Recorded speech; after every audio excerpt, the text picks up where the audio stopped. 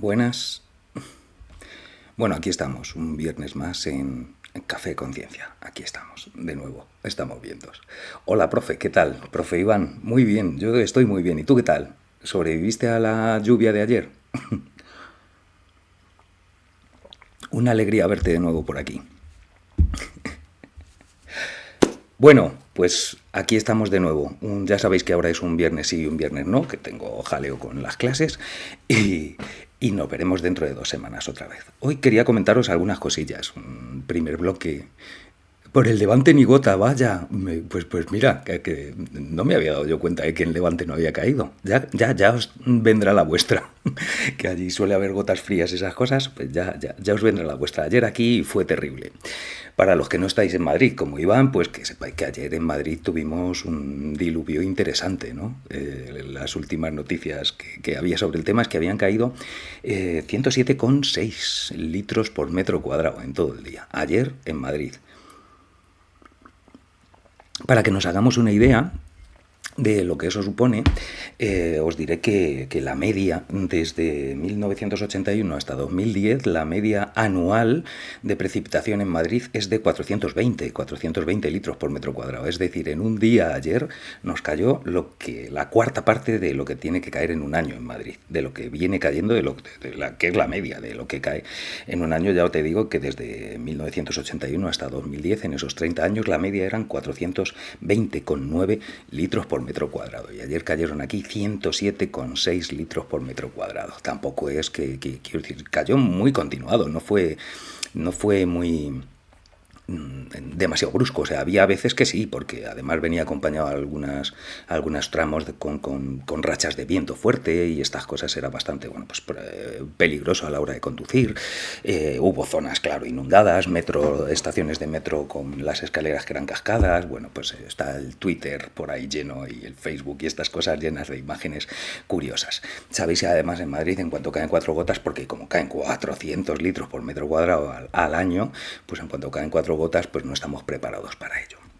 La verdad es que, bueno, pues que lo que decían es que se había batido todos los récords de la precipitación en un día. O sea, todos los que vivimos en Madrid ayer vivimos el día más lluvioso que hemos tenido en nuestras vidas en Madrid. Nunca ha llovido más de lo que llovió ayer, pero nunca decían desde que hay registros de 1921, pero en Madrid también hay registros de precipitaciones más antiguos, porque en el Retiro está ¿cómo se llamaba? Pero pues que es un edificio clásico, además, el centro del Instituto Meteorológico que hay allí. Bueno, no me acuerdo. El caso es que hay una estación que recoge y mide la pluviosidad desde 1860. Y desde 1860 no ha habido nada parecido. No ha habido nada parecido a la lluvia que cayó ayer. Con lo cual, ya, bueno, pues nos podemos hacer una idea de que estos fenómenos, hace tiempo ya comentamos, ¿os acordáis? Que vivimos una época excepcional, y que las excepciones, desgraciadamente, ahora van a ser la norma. Es raro que pasemos 15 días, fíjate, ahora hacemos Café Conciencia cada 15 días, y siempre hay noticias con situaciones anómalas, situaciones excepcionales, récords que se baten, ¿no? Os acordaréis que el otro Café Conciencia de octubre comentamos lo que había pasado a finales de verano en Grecia y en Libia, ¿no? La tormenta Daniel, esta famosa. Para que pongamos en contexto, ayer cayeron 107 litros aquí, en Madrid, y se formó lo que se formó. En Grecia cayeron 1.000 litros por metro cuadrado en un día. En 2 días, perdón, en Grecia fueron en 2 días. En 2 días cayeron 1.000 litros por metro cuadrado, o sea, 2 veces y media lo que cae en un año en Madrid.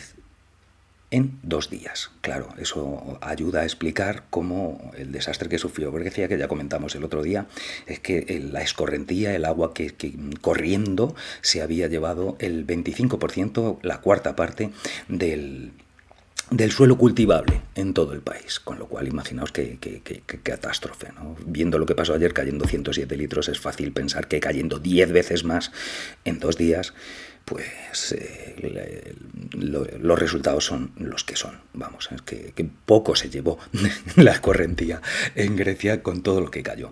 Fijaos que comentábamos que esa tormenta Daniel había pasado primero por Grecia, había descargado esa cantidad masiva de agua y luego había vuelto hacia el Mediterráneo y al sur, había atravesado todo el Mediterráneo y había llegado a Libia, donde hizo el desastre tremendo. En Libia cayó menos agua porque ya había descargado mucho agua en Grecia, y en Libia cayeron 400 litros por metro cuadrado, pero eso sí, en 6 horas.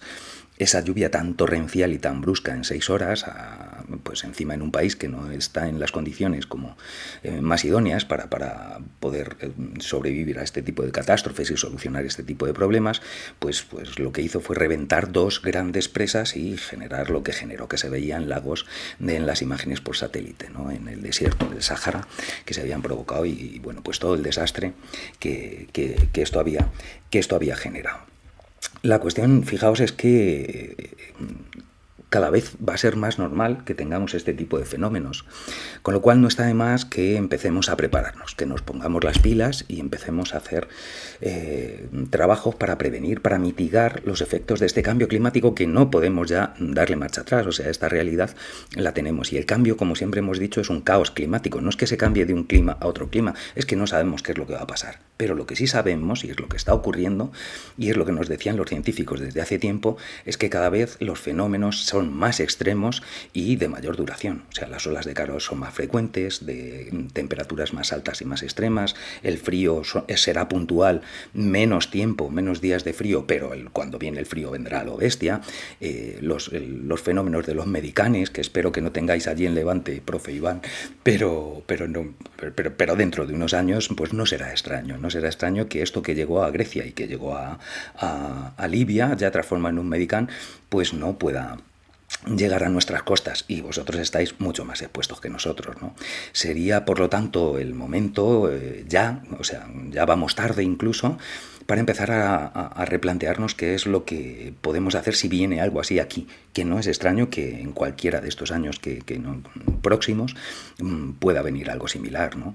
Entonces, pues por ejemplo, todo el tema de la revisión de todas las construcciones que están en zonas en las que son potencialmente inundables, en un caso así, o todas aquellas instalaciones e infraestructuras que están en los cauces naturales por donde debe discurrir el agua, las torrenteras, etcétera, ¿no? Hace muchos años también, acordaos lo que pasó en el camping de Viescas, en Huesca, como una riada arrolló todo un camping porque estaba construido en una zona en la que, pues eso, en medio de una torrentera.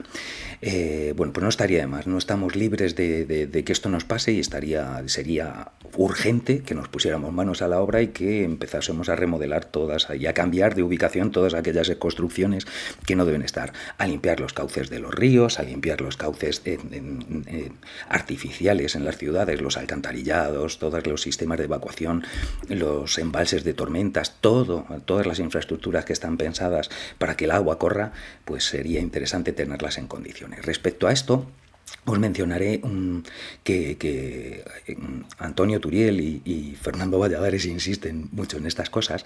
Con respecto a limpiar el cauce de los ríos, es importante que no asimilemos limpiar el cauce de los ríos con quitar vegetación. O sea, lo que vulgarmente llamamos maleza es importante y es necesaria, porque una de las cosas que también hay que conseguir con estas riadas de agua es que esa cantidad de energía cinética que lleva ese agua con esa velocidad que va adquiriendo, pues se frene de alguna manera, y esa maleza ayuda a frenar de alguna manera. Una cosa es que haya matorrales en las orillas y que los bordes, los litorales del cauce del río no sean como una cañería, sino que haya vegetación que vaya sujetando, que vaya parando un poquito el agua, que vaya reteniendo el agua, que también facilitará que ese agua se absorba y pueda llegar a reponer a algunos acuíferos y no corra directamente a toda velocidad hasta que encuentre algo que le impida el paso y lo reviente en su camino al mar, ¿no? Entonces es importante que hagamos esta salvedad. Hay que recuperar esos cauces de ríos, pero renaturalizarlos, de manera que la vegetación es nuestra aliada, ¿no? Sabemos que además, pues es que la vegetación nos va a ayudar para todo. La vegetación refresca, la vegetación retiene el agua, la vegetación retiene el suelo y evita la escorrentía, como les ocurrió en Grecia. Es decir, no hay que quitar, o sea, prohibido, ¿no? Prohibido quitar cualquier tipo de vegetación. A poder ser, hay que mantenerla y promoverla, porque también, entre otras cosas, también frena de alguna manera esas avenidas de agua y va ralentizando y le hace perder energía cinética, que es que las avenidas de agua estas es casi lo más peligroso.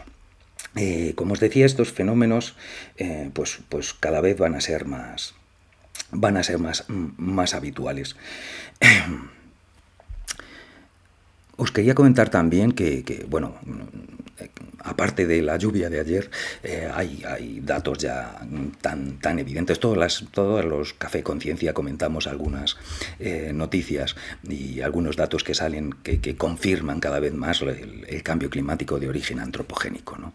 Yo creo que ya hoy día nadie con dos dedos de frente lo niega, ¿no? Quitando Mario Vaquerizo y sus amigos y esas cosas que comentábamos el otro día, lo normal es que nadie lo niegue. Yo creo que ya ni el primo de Rajoy niega que exista un cambio climático provocado por un calentamiento global causado por el exceso de consumo de combustibles fósiles y la consiguiente liberación de gases de efecto invernadero. Yo creo que ya hasta el primo de Rajoy lo admite. Pero por si acaso, fijaos, por si acaso, pues tenemos algunos datos que han salido también últimamente. Algunos datos, a ver si los veo, y si no, me pondré las gafas para verlos, porque cada vez, si es que estamos ya vamos teniendo una edad. Eso es, nadie con dos dedos de frente, ¿verdad, Javi? Esto es así. Esperemos que esto sea así. Tenía aquí apuntados algunos datos. O sea, pues es que, una noticia que había cogido, mirad. La primera quincena de octubre estuvo 4,8 grados por encima de la media y fue la más cálida desde que hay registros. O sea, que la evidencia ya es escandalosa. Igual que ayer se batió el récord en Madrid de cantidad de lluvia en un día, también, como veis, en octubre en España, estamos hablando de datos de AEMET en España, datos nacionales, que en la primera quincena de octubre ha estado 4,8 grados, o sea, casi 5 grados por encima de la media. Bueno, es tan evidente que esto es así. Respecto a esto, fijaos, hace unos días escuché perfectamente en una de las conferencias de Turiel, comentaba que ahora mismo el aumento de la temperatura que hay en la superficie terrestre es de 1,75 grados sobre los niveles preindustriales, ¿no? Sabéis que nos habíamos puesto como uno de los topes, una de los números tabú, el no sobrepasar el 1,5 grados. Bueno, pues ahora mismo estamos en 1,75 grados, lo hemos sobrepasado, no en el promedio anual. El promedio anual del aumento de temperatura todavía está en 1,35, pero probablemente si seguimos así, a finales de año alcancemos el 1,5 grados o incluso lo sobrepasemos. Cada vez hay menos esperanza de que no lleguemos este año a pasar el 1,5 grados. Daos cuenta que este 1,35 grados que tenemos ahora mismo, solamente promediando los 9 primeros meses, nos quedan todavía los 3 últimos, pues es mucho mayor del que tuvimos en el año anterior. El año anterior tuvimos 1,15 de subida, o sea, ya que se va acelerando esas 20 décimas, es una variación muy brusca. Fijaos que 20 décimas son 10 años, 2 grados, o sea, es una burrada. Ir a esta velocidad es muchísimo, y sabéis que 2 grados es terrible. En esto de la temperatura global, con respecto al océano solamente, que se tienen medidas solo desde los años 80, porque estas mediciones se hacen por satélite, ¿no? Y las imágenes por satélite pues hasta los años 80 no estaban disponibles, pues se sabe que han aumentado con respecto a esas primeras medidas. Ya ahora mismo la superficie de los océanos en global 0,9 grados, es muchísimo, es casi 1 grado, es muchísimo, porque ya sabéis que el agua además mantiene muchísimo la temperatura, con lo cual tiene un poder inercial muy grande. Aún así, Turiel comentaba hace unos días en una conferencia que en el Atlántico Norte no es 0,9, sino es 1,4 el calentamiento que tiene, y en el Mediterráneo se han llegado a alcanzar picos de más de 5 grados de aumento de temperatura, y ahora mismo estaremos entre 2 y 3 grados de aumento de temperatura. La situación no es nada halagüeña, como veis. La situación es preocupante para ponerse a pensar. Por si todavía hay alguien que albergue alguna duda, algún descerebrado de estos, que yo sé que a nosotros nos... Es que me parece tan increíble, ¿no? Que todavía haya gente que niegue esta evidencia, que siga discutiéndote y diciéndote siempre ha hecho calor en verano, siempre... Pues cuando vino la Filomena, bueno, pues anda que no ha habido tormentas. Mira, si es que la Filomena aquí en Madrid estuvimos como... Tenías imágenes que la gente se creía... Yo mandaba imágenes a gente de fuera y se creían que era de Nueva York, o sea, que eran las típicas imágenes, una nevada tipo Nueva York. Y aquí en Madrid no tenemos esa pluviometría ni por asomo, ¿no? Y esas nevadas mucho menos. Respecto a esto hay un climatólogo que trabajaba en la NASA, ya retirado, que se llama James Hansen, que mirad, hace unos años publicó unos datos, a ver si vamos a ponernos. Hace unos años, mirad, publicó esta gráfica. Aquí veis esta gráfica, si el aumento se distorsionara algo, pero bueno, quizás se vea mejor. Como veis, en esta gráfica lo que nos está mostrando James Hansen, un climatólogo de la NASA, ya te digo, está comparando en la superficie terrestre, no en el mar, en el hemisferio norte, la superficie terrestre de tierra, ignorando el mar, cómo se habían distribuido en distintas décadas, como veis aquí, cómo se habían distribuido los días entre días que eran normales y días que tenían anomalías térmicas, días de anomalías térmicas, es decir, con anomalías por debajo de lo normal y por encima de lo normal. Y mirad, si veis en la gráfica de la izquierda, se analiza el periodo de 1951 a 1980, y en el cual había un 33% de los tres tipos de días, es decir, el 33% de los días de junio, julio y agosto, que es lo que mide este estudio. El 33% de los días se tuvo una temperatura, la esperada, la normal, y un tercio de los días, el 33%, se tuvo la temperatura más fría, y el 33% se tuvo una temperatura más cálida, algo más cálida de lo normal. Eso hasta el 81. Pero mirad cómo cambia en la gráfica de la segunda posición. Si os fijáis aquí, en la gráfica esta de aquí, de la segunda posición, veis que ya está midiendo de 1990 al 2000, o sea, fijaos que es solamente en esos 10 años, cómo había variado ese patrón de días cálidos, días normales y días fríos. Y los días fríos se habían reducido a algo menos de 15, del 15%, ¿de acuerdo? Los días normales se habían reducido al 22%, y los días más cálidos habían aumentado al 58,3%, con un 5% casi de días extremadamente cálidos.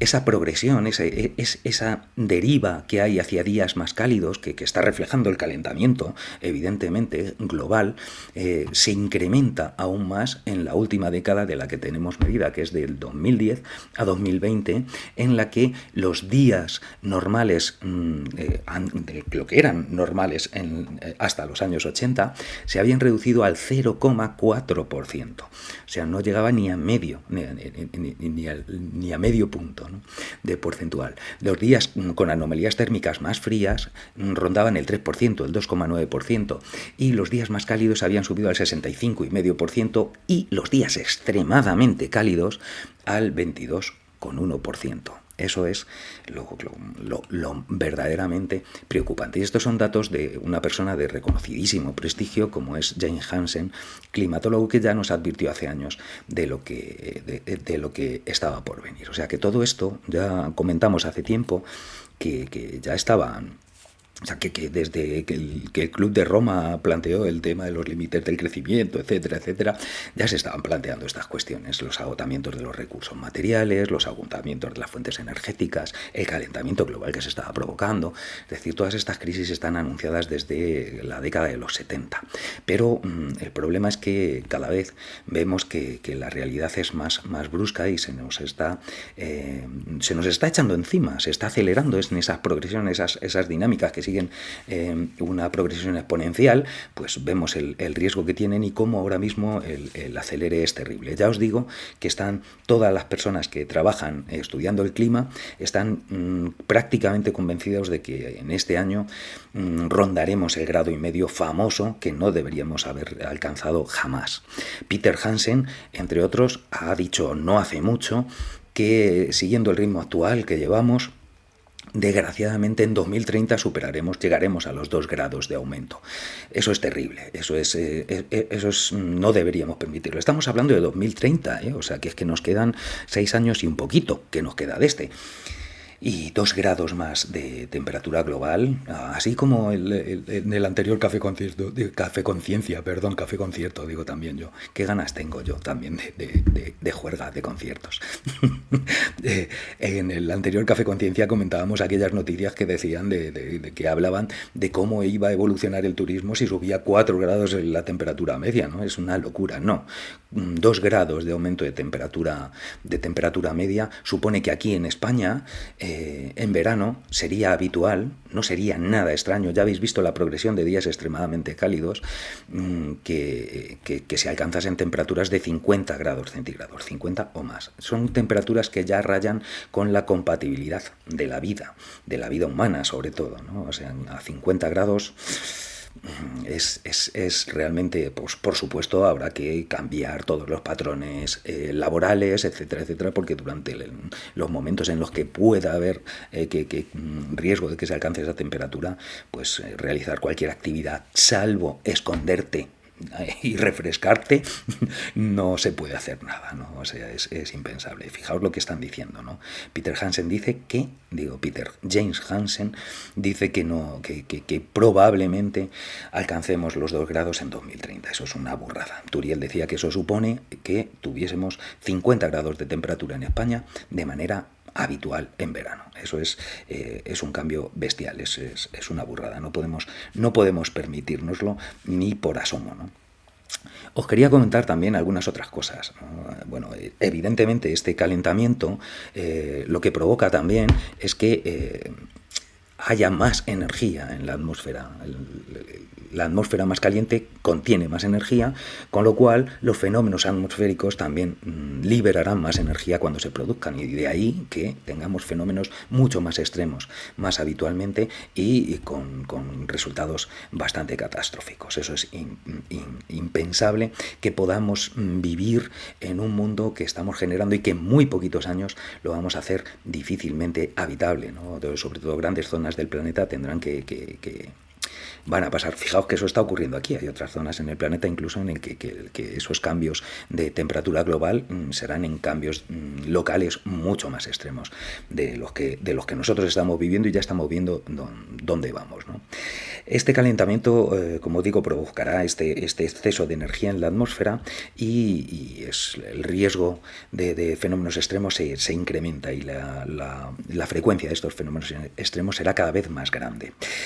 También, esto implica que tenemos una necesidad imperiosa de acabar con el consumo de combustibles fósiles, no solamente de reducirlo, sino de acabar cuanto antes. Pero hemos generado una sociedad en la que hemos generado una sociedad tan opulenta como la que tenemos gracias a que teníamos esa fuente energética que como energía es maravillosa, que permite almacenarse y estar a tu disposición en el momento que quieras, y que tiene una densidad energética tremenda que no tienen ni por asomo ninguno de las fuentes renovables, quitando quizá la hidroeléctrica, que ya en la mayor parte del planeta está llegando a sus límites. O sea, no se puede embalsar más agua y liberarla cuando queramos, ¿no? Porque también el agua sabemos que es uno de los grandes problemas, ¿no? El agua dulce que vamos a necesitar para boca, para riego, para higiene, etcétera, etcétera. Es un verdadero problema. Con respecto a esto, pues sabemos que hay que cambiar y hay que abandonar cuanto antes el tema de los combustibles fósiles, y en ese camino vamos, pero no por cuestiones ecológicas, sino por la otra crisis que nos amenaza, que está muy relacionada Y es la crisis de materiales, ¿no? La crisis energética de fuentes energéticas. Con respecto a esto os comentaré que la evidencia nos dice que desde junio los países están tirando de reservas de diésel, porque ya sabéis que de todos los petróleos no se puede extraer diésel, solamente el diésel se extraía muy bien de los petróleos, de lo que se consideraba petróleo crudo convencional, pero esos pozos cada vez dan menos y se ha ido metiendo cualquier otro mejunje y otros tipos de alquitranes de los que elaborar hidrocarburos combustibles, ¿no? Con respecto a esto, os diré que ya estamos, desde junio los países están tirando de sus reservas estratégicas para mantener el nivel de diésel, porque hay una caída de producción de diésel del 30% a nivel mundial. O sea, ahora mismo ya podemos asegurar que ha descendido la producción de diésel en un 30%. Aquí en España estamos en una situación bastante mejor que en otras zonas, puesto que en España se han mantenido grandes refinerías que siguen fabricando diésel. De hecho, somos capaces de transformar más diésel, más hidrocarburo bruto en diésel de los que utilizamos. De hecho, exportamos un poquito de diésel, ¿no? Importamos la materia prima, o sea, el crudo, y exportamos diésel. Aquí lo notaremos un poquito más tarde, pero evidentemente además también estamos en un mercado común y que no van a permitir otros países de la Unión Europea que nosotros vivamos con nuestro diésel y ellos no puedan aprovecharlo. O sea, eso va a generar, será una fuente más de conflicto, ¿no? Con respecto a esto, también deciros que el descenso de utilización energética es palpable. En Alemania la crisis es importante, todos oímos algo porque, bueno, pues nuestros medios de información nos informan de lo que nos informan, ¿no? Pero en Alemania los datos lo que nos dicen es que ha descendido un 23% la producción energética del país. Aquí, como digo, económicamente lo notaremos un poco más tarde porque somos una economía tremendamente terciarizada, no sector primario, no, sino fundamentalmente sector servicios, pero ya nos llegará aquí. O sea, el parón industrial, y gracias a ese parón industrial es por lo que también el parón industrial tiene una cara B, y es que ese parón industrial lleva a un descenso importante de consumo energético, como es lógico. Eso de alguna manera está estabilizando algo nuestra cantidad de emisiones, etcétera, aunque seguimos aumentando globalmente la cantidad de emisiones. Con respecto a esto, comentaré también que aquellos nostálgicos que piensen que podemos seguir de la misma manera, consumiendo de la misma manera, produciendo de la misma manera, y que podemos cambiar a otros tipos de energía, ya hay evidencia de que los sistemas de captación de energía renovable, la eólica, la fotovoltaica, fundamentalmente, no tienen unas características muy distintas y no pueden suplir lo que teníamos anteriormente. No están en stock, sino que son flujos energéticos. No están cuando tú quieres y las puedes utilizar cuando tú quieres, sino que hay una intermitencia. En fin, que tienen otras características que hacen muy difícil que nuestro modelo económico se mantenga sin alteraciones. Aquellos nostálgicos de la energía nuclear que piensan que habría que mantener las centrales nucleares y que esa sería la solución, y que al fin y al cabo la energía nuclear, pues sí, los residuos son un problema. Sí, si tenemos un accidente, pues mira todo lo que pasó en Fukushima y estas cosas, o en Chernóbil. Pero bueno, pues pues los datos nos dicen que desde 2016 también ha habido un descenso del 23% en la producción de uranio. Que esto es así, y las minas de uranio van en picado, y también los técnicos dicen que la minería del uranio se sabe que tiene una caída muy pronunciada y muy brusca, muy rápido, por sus propias características geológicas, con lo cual la energía nuclear tampoco es la solución, ¿no? Esa es la idea de que hay que hacer una transición energética. Evidentemente, en unos años hay que hacerla porque nos va la vida en ello, porque sabemos que nuestra vida es mucho más difícil con un clima alterado como el que estamos alterando, pero con un destrozo general del planeta, ¿no? Pero realmente se está pasando a otro tipo de energía, se está abandonando las energías fósiles, incluso la nuclear, por la carencia de las materias primas, la carencia de materiales, en este caso de recursos energéticos. Y eso redunda en todo, claro, porque la agricultura, pues lógicamente sale más cara si el diésel es más escaso y por lo tanto más caro. Es decir, todo es lógico que haya un incremento y bueno, pues que se esté trastocando el sistema, se esté meneando en sus cimientos. Vamos a pasar, como dicen todos los entendidos, evidentemente en unos años a prácticamente el 100% de energía renovable. Ahora bien, hay que tener en cuenta y hay que empezar a concienciarse ya de que ese 100% de energía renovable no tendrá nada que ver con el 100% de energía que hay ahora.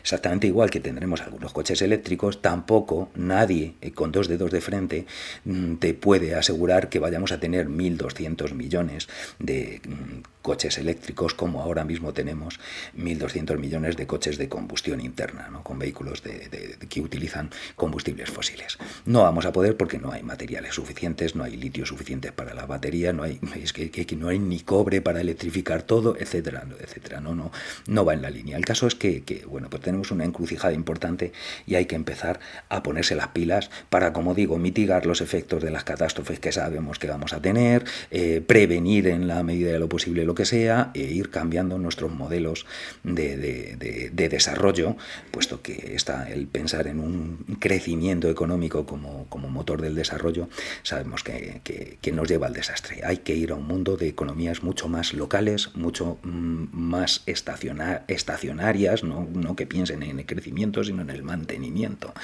En fin, a una economía muy distinta. Y hay que hacerlo muy rápido, porque, como os digo, la previsión de Jane Hansen es que lleguemos a los 2 grados en 2030. Esperemos que no se cumpla, esperemos que cambiemos, y algunas cosas se están cambiando. Algunas cosas se están cambiando, pero otras todavía siguen en la mala dirección. Con respecto a esto, os comentaré que hay una noticia.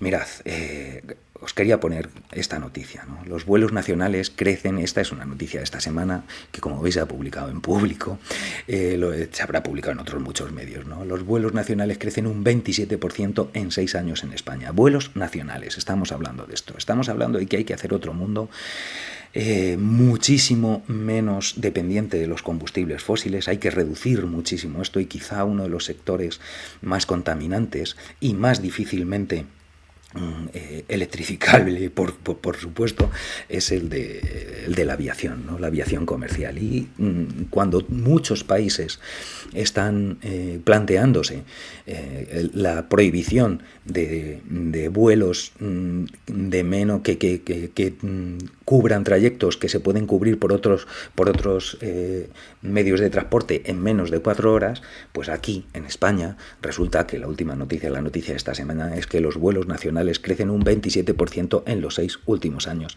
y disparan las emisiones de CO2 en un 30%.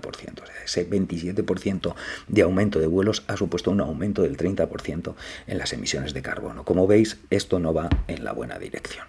No va para el lado que debe ir, y deberíamos hacérnoslo mirar, ¿no?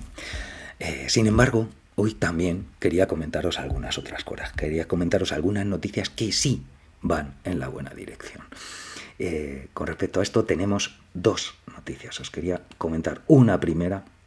Mirad, también ha salido, veis que lo he cogido del diario, dice: el regulador publicitario británico veta por segunda vez un anuncio de Repsol por greenwashing en lo que va de año. El fenómeno del greenwashing, ya sabéis, el pretender vendernos como verde lo que no es verde. Aquí lo que hablaba es que han vetado 2 veces el regulador de la publicidad en el Reino Unido, ha vetado a Repsol, ha quitado y ha prohibido la publicidad, ¿no?, en la que hacía alarde o vendía o hacía bandera de su conciencia ecológica y de su capacidad de producir algo que todavía no es capaz de producir, y es el famoso hidrógeno verde, ¿no?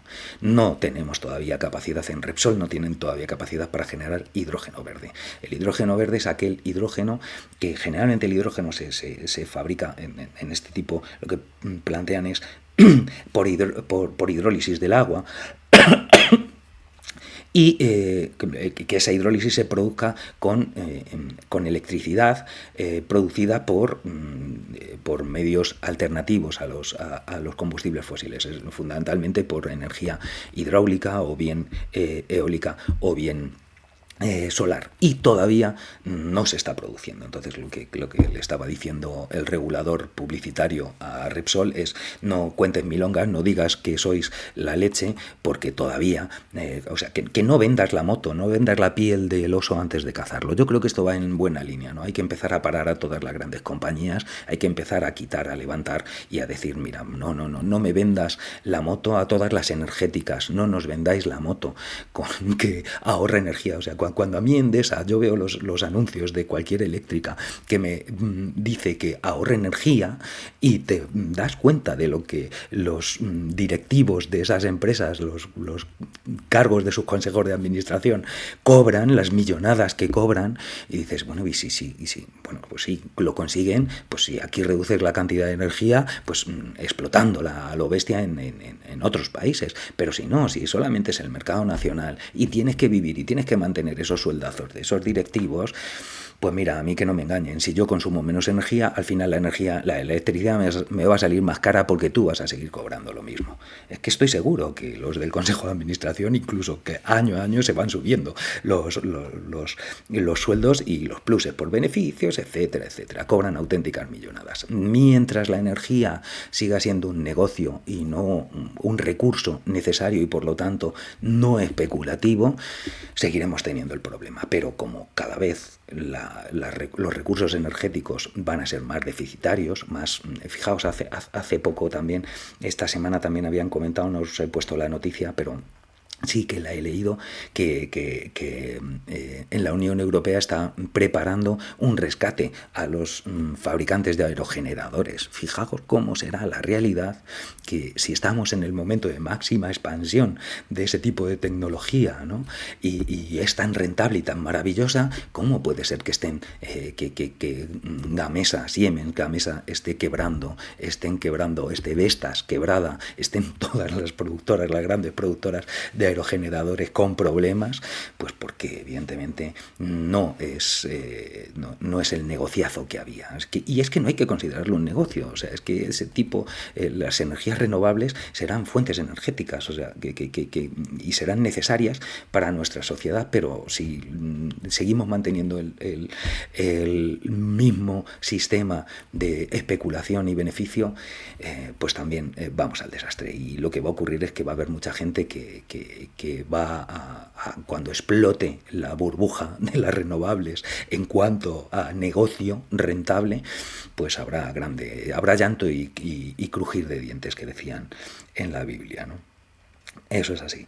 La realidad de la situación energética es muy complicada.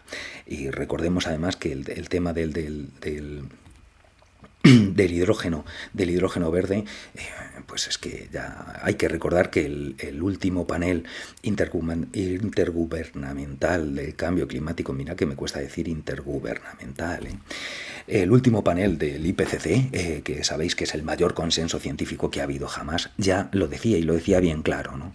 Decía bien claro que la tecnología de utilización del hidrógeno como fuente energética no está madura, y probablemente no lo esté en décadas, con lo cual esta transición que tenemos que hacer ahora, en estos 6 años que nos quedan antes de 2030, por eso era la Agenda 2030, si es que no, o sea, se ha puesto esa fecha, y esa fecha es la que dice Jane Hansen que será cuando alcancemos los 2 grados, pues para evitar que alcancemos esos 2 grados hay que hacer esta transición en este tiempo, y no hay que hacerlo más, pero esa transición exige una transición también de modelo económico, si no, no lleva a ningún lado.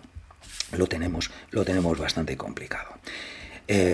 También esa era una de las 2 noticias, la del greenwashing. Me parece interesante que aunque sean en este caso del Reino Unido y con una empresa española, pues no sé qué habrá hecho también con sus empresas, ¿no? Con la British Petroleum o con otras. El caso es que aquí es una gran energética, una multinacional. Yo no sé por qué la consideramos española, es una multinacional. Era española porque es que yo he vivido una realidad, o sea, los que tenemos una cierta edad hemos vivido una realidad en la que las energéticas, la Telefónica, eran empresas públicas españolas que se vendieron en tiempos de Felipe González, se empezaron a vender, ese gran socialista que cada vez que abre la boca sube el pan últimamente, y terminó, las mantuvo Solchaga era el ministro de Economía, las mantuvo con la capacidad de decisión en sus consejos de administración del gobierno, porque tenía lo que se llama la acción de oro, es decir, siempre el 51% de la empresa siempre seguía siendo pública. Aznar le dio el girito y ya lo vendió por completo, las privatizó completamente, ¿no? Y nos vendieron a todos la moto diciendo que esa liberalización del mercado iba a redundar en una mayor competencia y por lo tanto en una bajada de precios para el consumidor.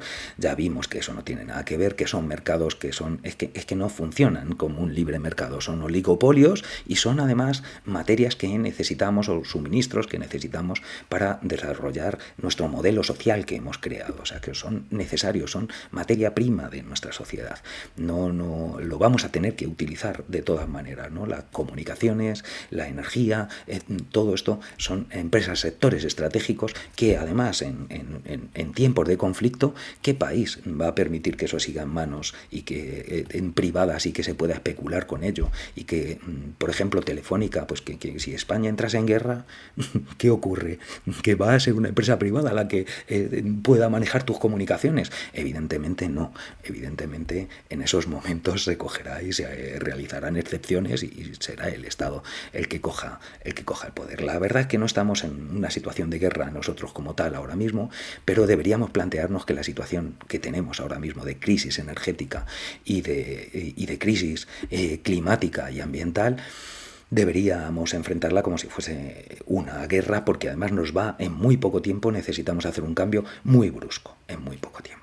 La otra noticia que va en la buena dirección, quería deciros que lo del greenwashing me parece que va en la buena dirección y que deberíamos empezar a hacer que esto que han hecho en el Reino Unido pues se hiciese en todos los lados y que se empezasen a llamar a las cosas por su nombre y que no nos vendáis la moto si lo que al final vais a hacer es sacar beneficio económico, ¿no? Que el maldito problema de siempre es el negocio, que como etimológicamente dice es la negación del ocio, y yo soy pro ocio, ¿qué queréis que os diga? Por eso a lo mejor es por lo que no se me dan bien los negocios, no me gustan los negocios.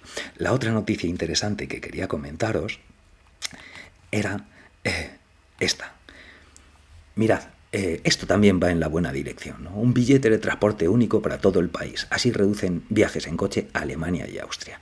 Alemania y Austria ya se están planteando, ya han puesto en marcha en ambos países bonos y además muy asequibles. El de Alemania me parece que eran por 49 euros, imaginaos, 49 euros para un sueldo de un alemán, bonos para poder viajar por todo el país, incluso en todos los medios de transporte público.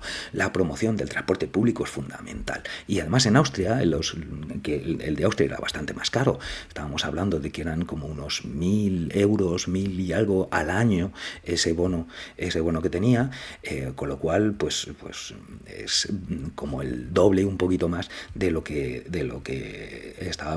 tenían en Alemania. Pero en Austria parece ser que habían conseguido con este método el aumentar muchísimo el uso del transporte público y una reducción sustancial de las emisiones de carbono, precisamente por esta causa, ¿no? O sea que estas medidas sí van en la buena dirección. En esta noticia además comentaban como Greenpeace pretende que en España también haya algo parecido. Y cosas similares se están viendo, ¿no? Hemos visto como en muchas ciudades, no sé qué ocurrirá allí, profe Iván, ahora con lo que tenéis allí en Valencia, pero con lo que tenemos aquí en Madrid, que no es mejor ni mucho menos, pues sin embargo sí que la evidencia es tan clara y es tan fuerte que de vez en cuando, mira, los primeros días de escuela se tenía el transporte público gratuito, es decir, hay medidas que van en la misma línea, porque se sabe que hay que hacerlo porque la gente vamos a tener que seguir moviéndonos, vamos a reducir muchísimo nuestra movilidad, evidentemente vamos a un mundo más local, pero la promoción del transporte público es fundamental, porque el transporte individual nos lleva al desastre, ¿no? Lo tenemos que utilizar cuando lo tenemos que utilizar, pero hay que reducir muchísimo muchísimo el uso. Sobre todo lo que hay que crear son las alternativas para que todo el mundo tenga muy fácil el desplazarse en medios públicos y por lo tanto muchísimo más económicos y muchísimo más, más respetuosos con la situación ambiental que tenemos. Esas dos noticias van en la buena línea, igual que la primera de que aún ha aumentado los vuelos nacionales, los vuelos internos en España, va en la mala dirección. Sin embargo, quería comentaros esto porque siempre vemos las cosas malas y también de vez en cuando hay que decir que hay cosas que las estamos haciendo bien, aunque unas las hayan hecho los británicos y otras los alemanes y los austriacos. Bueno, será por el aquel de que debemos sentirnos europeos, ¿no? O sea, ahora, pues a lo mejor me siento que estamos haciendo las cosas bien. Y si alguno empieza a hacerlas, pues evidentemente esto va a ir en cascada para los demás por todos los lados. Bueno, después de estas noticias en las que veíamos un poquito cuál es la situación actual que tenemos, cuál es la evolución de las noticias climáticas, la situación energética, algunas iniciativas que siguen ahondando el problema y algunas iniciativas que van en la buena dirección y por lo tanto aminorarán el problema, también quería comentaros alguna noticia que con un contenido científico, con un contenido más biológico, además, que es el campo o la psicobiología en el que puedo sentirme más identificado, ¿no? Quería comentaros dos noticias que una primera que me parece muy interesante. Esta noticia salió hace unos días, lo veis, la tengo aquí en el diario, pero también saldría en otros periódicos, ¿no? Mirad, este es un estudio que han hecho también británicos con una base de datos de datos genéticos de 1400 y pico personas, en que habían llegado han publicado, de hecho, en una revista de buen impacto del grupo de Science, han publicado que vivir en alquiler envejece más que fumar o estar en paro. Vivir de alquiler. Pero si miráis bien, o sea, que cuando veis esta noticia alguno dirá, ¿y esto qué tiene que ver con la biología, ¿no? O con la psicobiología? Pues tiene que ver, y es que precisamente este estudio está hecho, como os digo, analizando datos genéticos de una base de datos del Reino Unido que incluía a más de 1.400 personas. Y que, porque en el genoma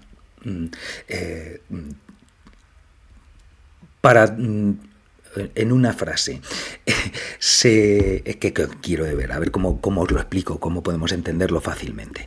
Es un estudio epigenético. La epigenética es una rama de la genética que cada vez está más de moda y cada vez está con mayor cantidad y mayor producción científica, ¿no? La epigenética, sabemos, para entender biología es bueno entender etimología. Cuanto más sabemos de dónde vienen las palabras, porque los nombres que ponen los biólogos suelen ser nombres descriptivos, ¿no? Epi es un prefijo griego que significa sobre, y genética pues son nuestros genes, o sea, lo que indica es un estudio de unas moléculas que hay sobre nuestros genes. Todos sabemos que la información que llevan nuestros genes es de la información necesaria para la vida, ¿no? Para cómo tenemos que ser. Los genes dicen cómo tiene que fabricarse un cuerpo como el que tenemos, y cada una de nuestras células en su núcleo es donde está la molécula de ADN, que se empaqueta, en nuestro caso, en 46 paquetes de cromosomas, en 23 pares de cromosomas que tenemos, ¿no? Esa es la idea. Y en el núcleo de nuestra célula está esa información. Tú coges cualquier célula de un ser humano, cualquier célula que tenga núcleo, porque hay algunas como los glóbulos rojos que al madurar pierden el núcleo, pero cualquier célula nucleada del ser humano la coges y si analizas el ADN de ese núcleo, es exactamente igual coger una célula de tu piel que coger una célula de tu riñón, que coger una célula de tu corazón. En todas, en el núcleo llevas exactamente la misma información. Y esa información es necesaria para la célula porque los genes son los que le dicen a la célula cómo tiene que ser.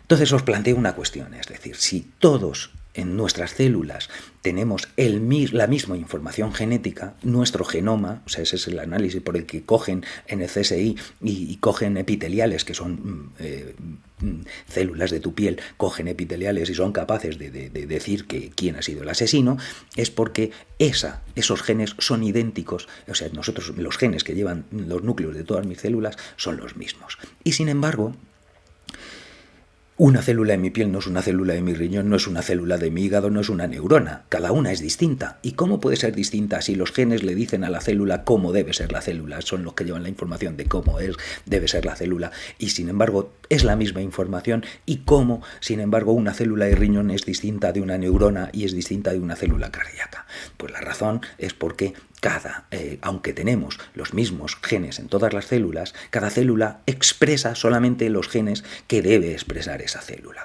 Es decir, las células del riñón en sus genes, aunque llevan todos los genes para construir cualquier tipo de célula, solamente expresan los genes que le hacen ser una célula renal, una célula del riñón, e inhiben la expresión, silencian el resto de genes, ¿no? El resto de los genes que le harían ser una neurona, los genes que le harían ser una célula del hígado, los genes que le harían ser piel, ¿de acuerdo? Entonces, de manera que aunque tenemos en todas las células los mismos genes, no se expresan los mismos genes en todas las células.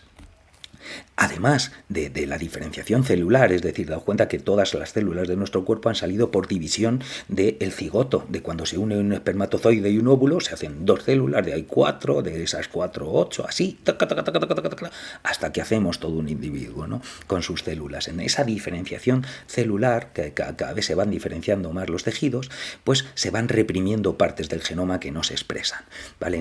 Por lo tanto, es ese proceso de silenciar o incluso algunos genes que no se expresan hasta determinado momento, ¿no? Como en el neurodesarrollo, no se expresan todos en el determinado momento. Unos se expresan al principio, otros dejan de expresarse después, otros empiezan a expresarse más tarde, otros empiezan a expresarse, por ejemplo, en la adolescencia, cuando tenemos los cambios hormonales, etcétera, etcétera. O sea, todo eso son cambios de expresión de la información que llevamos en nuestros genes. Bueno, pues un tipo un medio por el que se silencian o se activan la expresión de determinados genes es colocándoles marcas químicas que se llaman epigenéticas porque se colocan encima del ADN, ¿de acuerdo? Se colocan encima del ADN y encima de unas proteínas que se llaman histonas, que son las que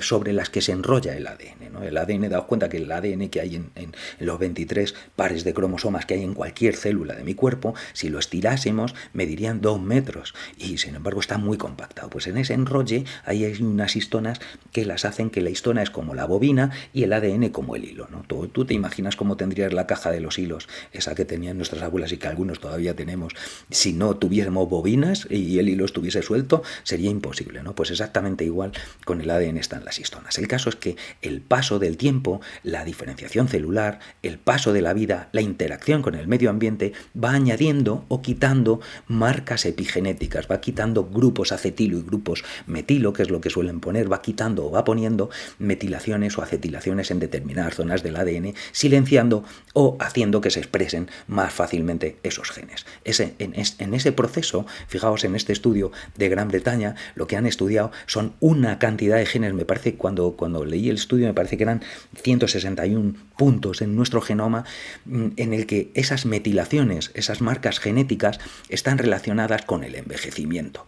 Y estudiando en esa gran base de datos han descubierto, con sorpresa por parte de los investigadores, que la gente que vivía de alquiler tenía un envejecimiento celular mayor que la gente que tenía el piso en propiedad.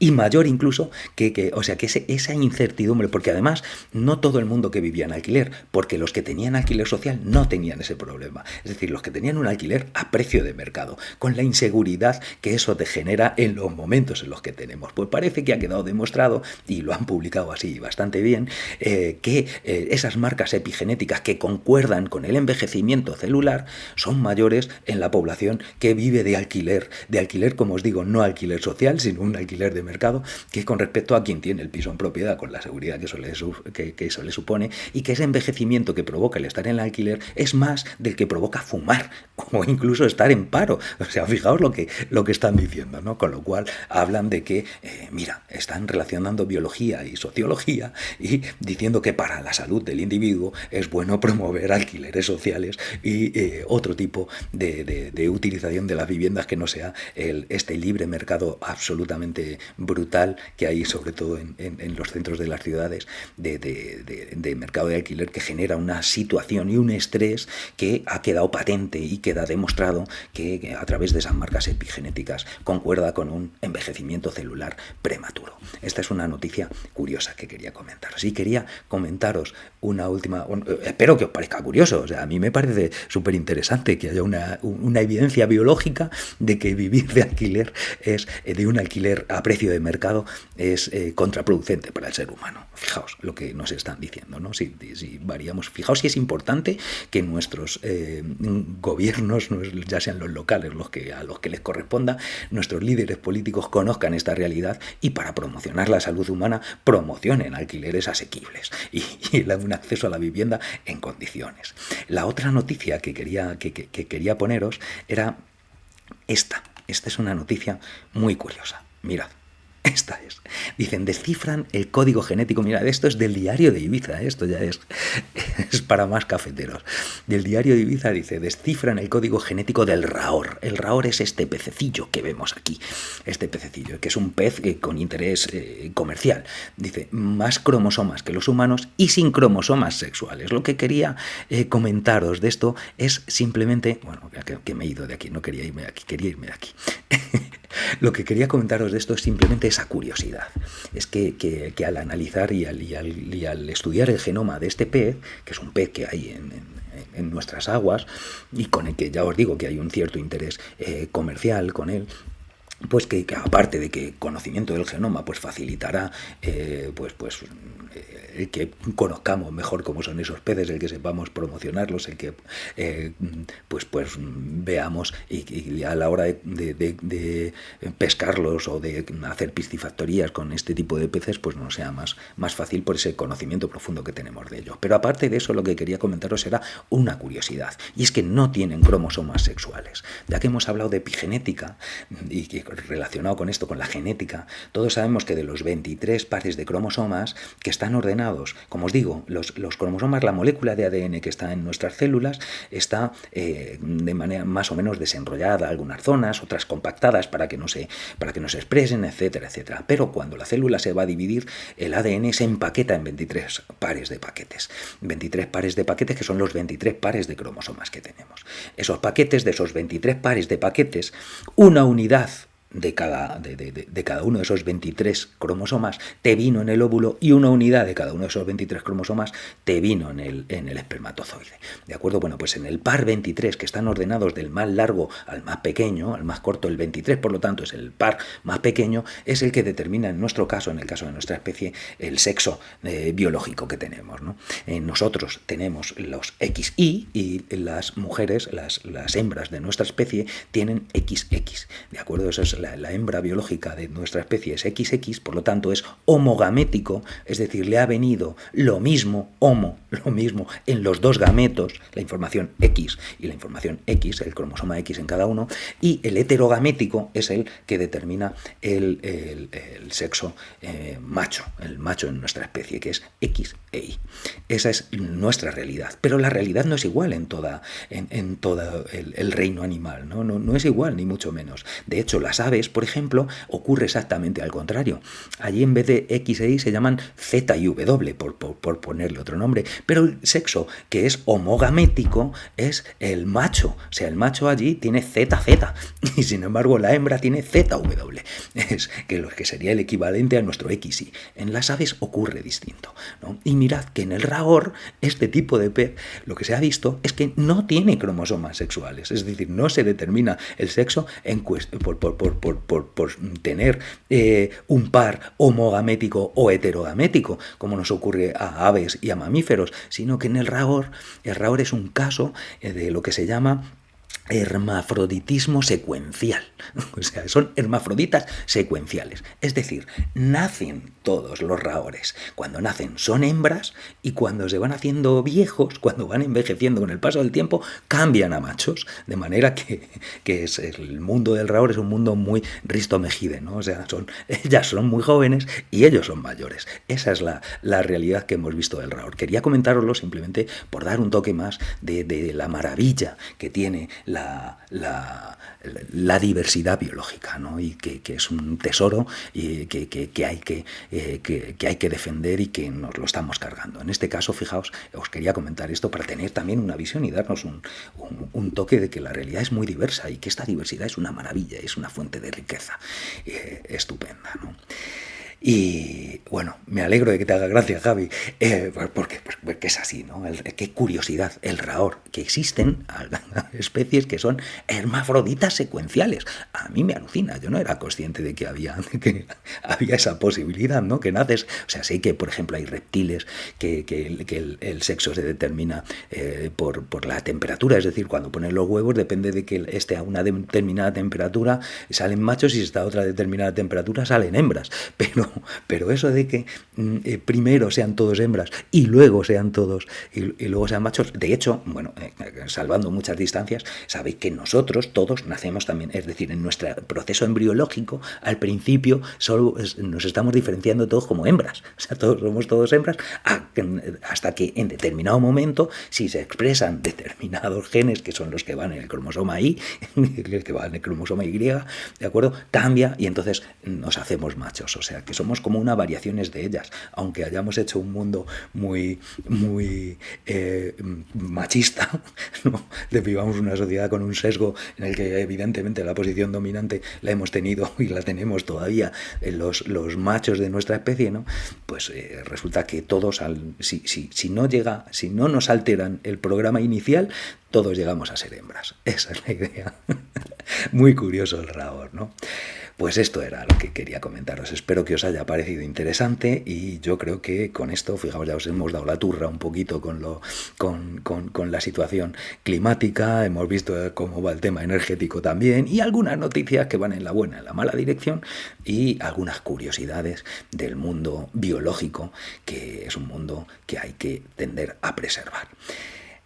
Bueno, pues no os doy más la tabarra, que ya nos hemos tirado la horita de rigor y dentro de 2 semanas volvemos a vernos, ¿vale? Espero que estéis bien, cubríos de la lluvia si hay lluvia. Profe Iván, tú que puedes disfrutar de un tiempo sin lluvia, disfruta, que para sufrir ya llegará el momento.